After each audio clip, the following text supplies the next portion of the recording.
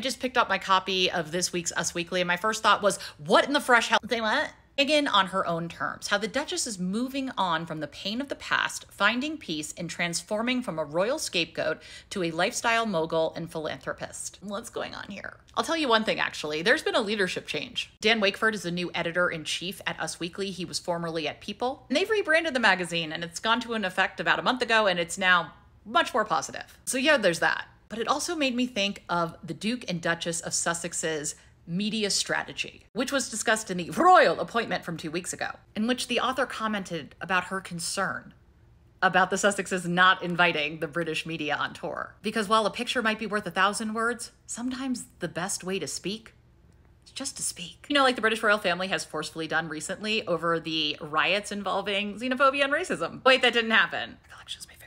Yes, because I'm sure if the Royal Rota had been invited on the Colombia tour, they would have really shined a spotlight on the work that Harry and Meghan are doing to highlight the Afro-Latinidad community, marginalized communities, and also speak out against digital media, vitriol, hate, bullying, etc. You know, the same thing that the British media largely participates in when it comes to the Duke and Duchess. I would actually say one of the ways that they are highlighting this message is by not inviting the same people who abuse them. Not only was there reporting on this 4-day tour, but we also got insight into some of these behind the scenes moments and observations from the reporter that weren't seeped in this media ecosystem of how things are done and who has to be the scapegoat. Well, the royal appointment made the argument 2 weeks ago that by not giving access to more of the press, Harry and Meghan were actually doing a disservice to the causes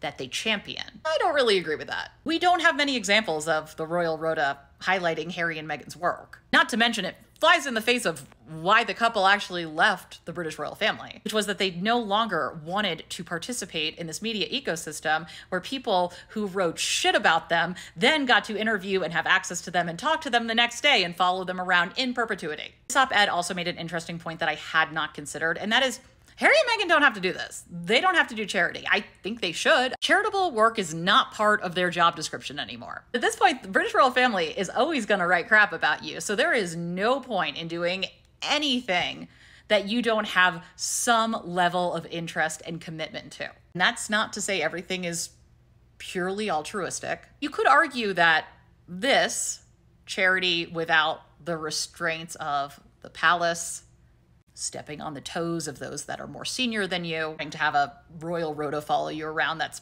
probably not even really going to report on what's actually happening. This might be a more effective way of going about charity. Working our way back to the Us Weekly piece, but in late August, this piece came out about Meghan Markle investing in a female-owned business that was helping marginalized people, basically saying, hey, I'm going to get photographed. People are going to decipher what I'm wearing, who I'm wearing. I might as well wear something and invest in companies that I believe in. Whatever your thoughts are on ethical venture capitalism. There are actual quotes from Meghan Markle in this piece. She did a phone interview with the author. All this piece predictably uses the royal family as an entry point into this story about Meghan, focused on what she's doing, her reinvention of sorts. Which is why this piece, which is a multi-page spread about her reinvention, couldn't have been scripted better, which is one of the reasons why I think PR had a hand in it. Not to mention the fact that there is a friend close to the family who is quoted, and the quotes are very favorable, and they were probably vetted beforehand. High-profile people have